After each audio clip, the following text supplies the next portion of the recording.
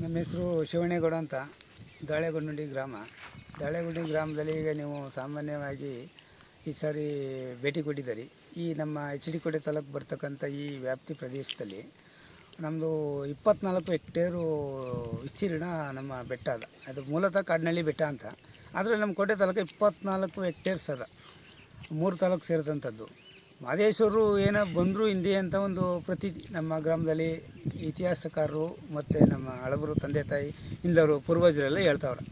ಇಲ್ಲಿ ಮಹದೇಶ್ವರರು ಬಂದರು, ಆ ಕಡೆ ಚಾಮುಂಡೇಶ್ವರಿ ದೇವಸ್ಥಾನ ಬೆಟ್ಟ ಕಂಡೋದ್ರಿಂದ ಮಹದೇಶ್ವರರು ಅಲ್ಯದಲ್ಲಿ ಹಳ್ಳ ಮಾಡಿ ಅಲ್ಲಿ ಮಹದೇಶ್ವರರು ಅನ್ನೋರು ಉದ್ಭವ ಆಗೋರು.